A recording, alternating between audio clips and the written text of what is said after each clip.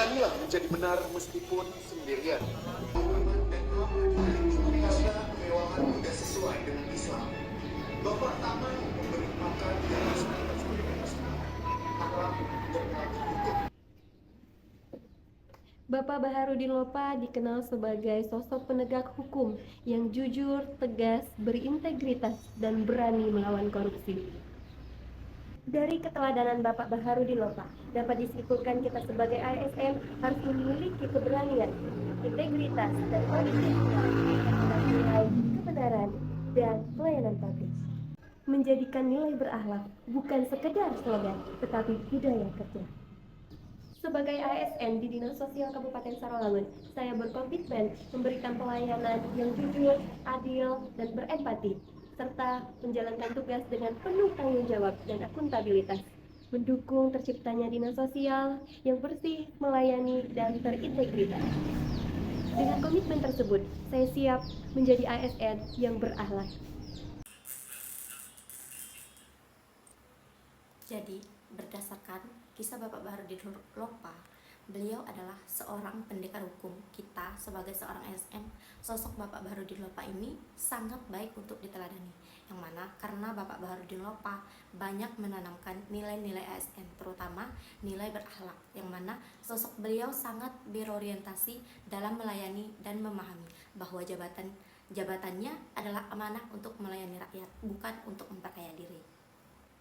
Beliau ini juga dikenal sangat akuntabel karena sebagai sosok yang sangat jujur dan tidak bisa disuap, sebagai praktisi hukum yang sangat mumpuni, baik sebagai Jaksa Agung maupun Menteri Hukum dan HAM.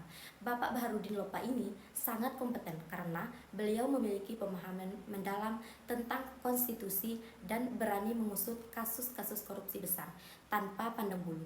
Meskipun tegas dan galak terhadap koruptor, Bapak Baharudin Lopa adalah pribadi yang harmonis dan menghargai perbedaan serta peduli kepada sesama. Sebagai seorang ASN pada Dinas Ketahanan Pangan di Kabupaten Sarolangun, saya berkomitmen memberikan pelayanan prima, bersikap ramah, tidak menyalahgunakan wewenang, melaksanakan tugas dengan kualitas terbaik yang saya miliki, membangun lingkungan kerja yang kondusif dan tidak diskriminatif terhadap sesama, menjaga nama baik instansi, menyesuaikan diri terhadap lingkungan, serta bekerja sama dengan berbagai pihak.